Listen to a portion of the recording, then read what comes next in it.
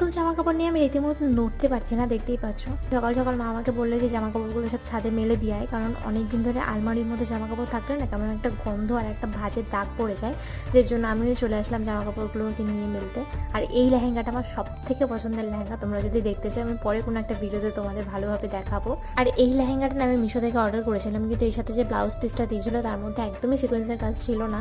তো আমি ওই জন্য আলাদা করে একটা ব্লাউজের অর্ডার করেছিলাম, কিন্তু ব্লাউজ আর লেহেঙ্গাটার কালারটা না একটু আলাদা হয়ে গেছে। তো রাতে পড়লে অতটা বোঝা যায় না জন্য আমি আর চেঞ্জ করিনি। আর যেহেতু ঘন ঘন বৃষ্টি নামছে তো আমি আজকে সব জামা কাপড়গুলো মেলতেও পারিনি, তো দেখছি আজকে এটাই থাক, কালকে আবার বাদবাকি এগুলো দেবো। আর এই যে শাড়িটা দেখছি, এই শাড়িটা আমি আমার মাকে পুজোর সময় কিনে দিয়েছিলাম। তো আমি চেয়েছিলাম যে আমি প্রথম যখন কাজ করা শুরু করি সবাইকে কিছু না কিছু দিতে, তো সেটা আমি কিনে দিতে পেরেছি, এটাই আমার কাছে অনেক বড় ব্যাপার। আর এই যে লেহেঙ্গাটা দেখছো, এটা আমার লাইফের প্রথম লেহেঙ্গা, তো এটা আমার বাবাই আমাকে পছন্দ করে দিয়েছিল। তো আমার কাছে এই তিনটেই আপাতত লেহেঙ্গা রয়েছে। তো তোমাদের এই তিনটের মধ্যে কোনটা বেশি ভালো লাগলো অবশ্যই জানিও।